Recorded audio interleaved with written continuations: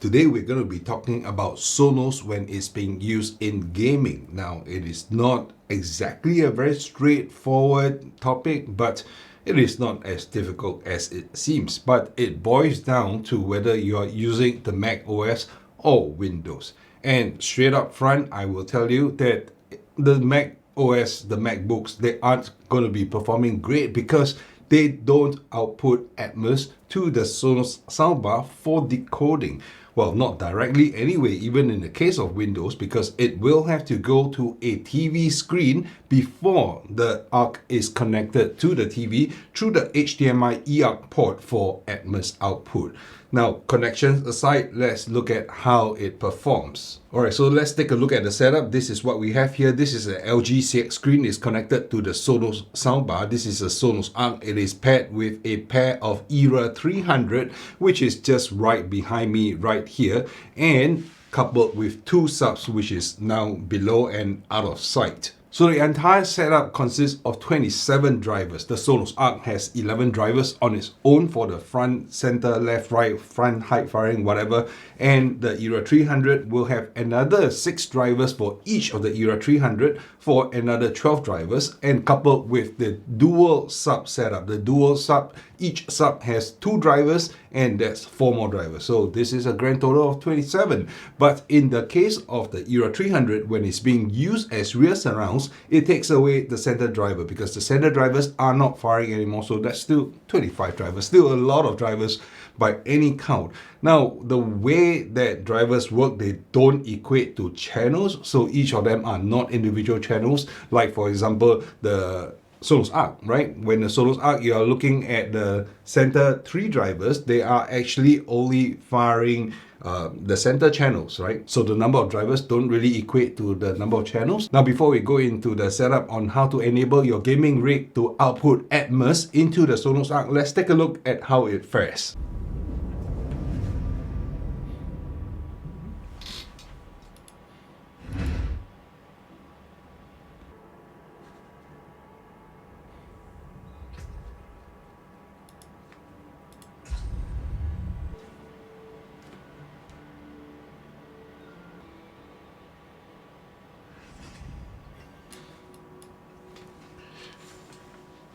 Okay, well, the gameplay aside, I'm not going to show you how to play the game, but that is not the point of the video. So let's take a look at the Sonos Arc. This is the Sonos Arc, and what is showing up, it says stereo PCM. So out of the box by default, it doesn't actually output any form of what you call Dolby Atmos, right? So what do you have to do to enable it? So there are a couple of steps that you got to ensure, and I'm going to go through 2 important steps, and if you go through these 2 important steps, you should be good for Dolby Atmos output from your PC. And this is a Windows PC to output to the TV, and therefore subsequently output to the Sonos soundbar for Atmos content. So by default, Windows is not actually set up for Dolby Atmos output. So what do you have to do? You launch the settings app. So once you go inside settings, you will click on sound, right? And when you go to the sound, go to the advanced option, you'll click on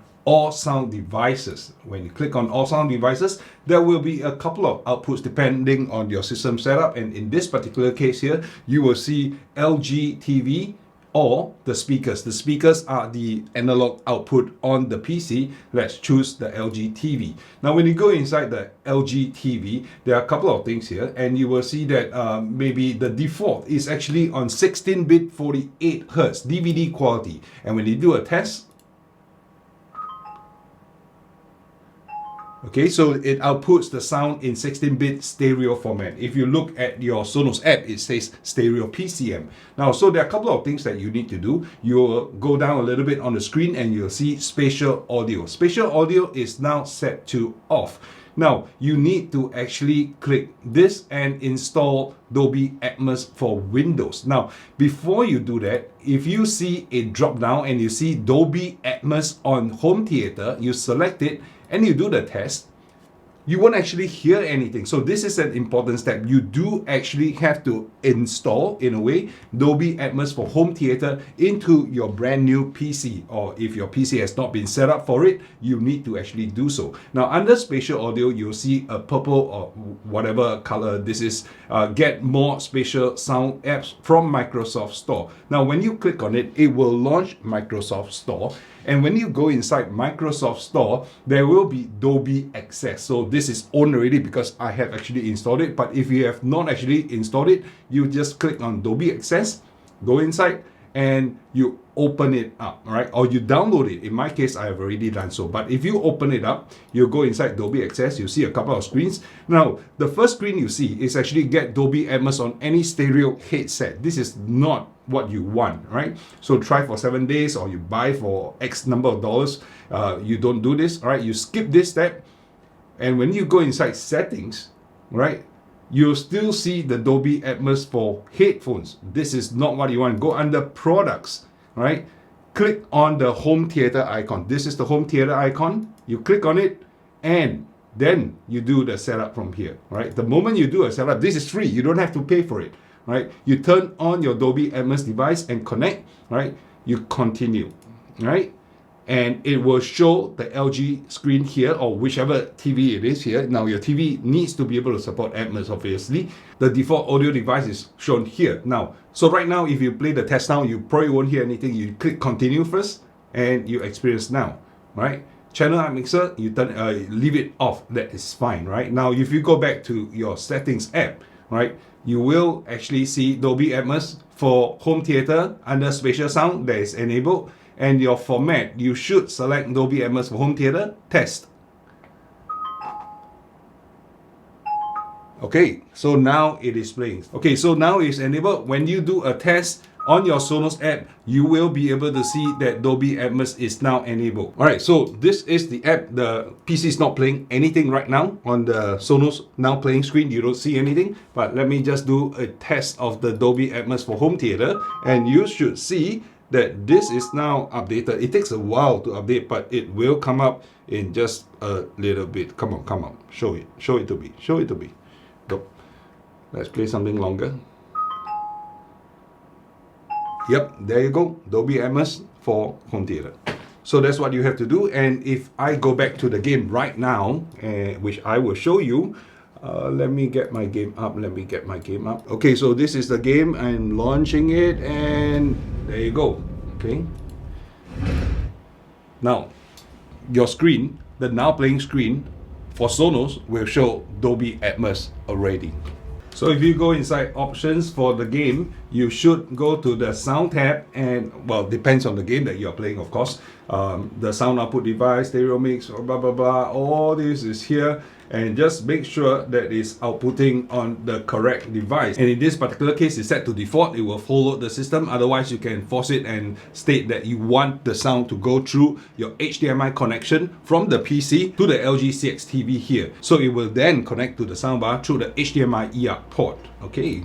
So there you go. That's all that you need to do, and you just set it to default. Everything will be fine. So when you're gaming on this setup that I've just shown you with Dolby Atmos enabled, you are actually going to be able to experience real surround sound. Now, I don't really hear Heist effect, but if you take a look at how this game is working, it actually has a 360 sound feel, right? So when the character is speaking on the left, it will come out from the left. If the character is speaking from somewhere behind you, or the monsters are coming from behind you, you actually hear that the monsters are coming from behind you. So this whole setup, the whole Sonos Arc setup works out very, very well. Now, previously in my room layout, you would have noticed that my whole table was the other way around. And when I was gaming, I was actually outputting the sound via the Sonos M to the ceiling speaker. So I get stereo, I get left, and I get right. So yeah, I will roughly have an idea that the monsters or the characters are speaking on the left or the right, and I know where the attack point is,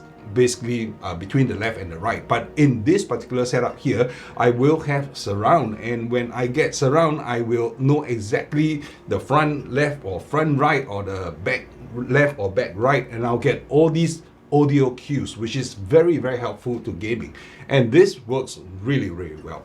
Now, I cannot say the same about gaming on the MacBook, right? So the MacBook, as of the M2 series, the HDMI port on the MacBook Pro is actually able to output HDMI multi-channel audio, but that multi-channel audio isn't Atmos. Now, the MacBook Pro, it supports Dolby Atmos playback, but when you say that, it means that it's able to decode it, which the MacBook does, well, to be fair, but it outputs the sound as PCM audio. So PCM audio is a multi-channel one. It doesn't send the Atmos decoding to the soundbar or to the TV. So it is not ideal in that sense, because you won't be able to see the Dolby Atmos badge on your now playing screen for Sonos. So the MacBook, well, unless some of you know how to enable Dolby Atmos for MacBook Pros, let me know down in the comment section below. But otherwise, the only way that I've ever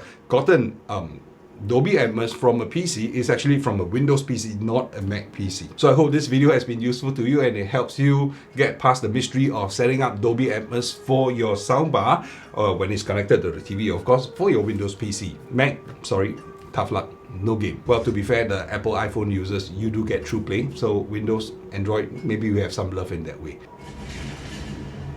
Oh, you see, I just heard the portal open on my right, rear right. Very interesting.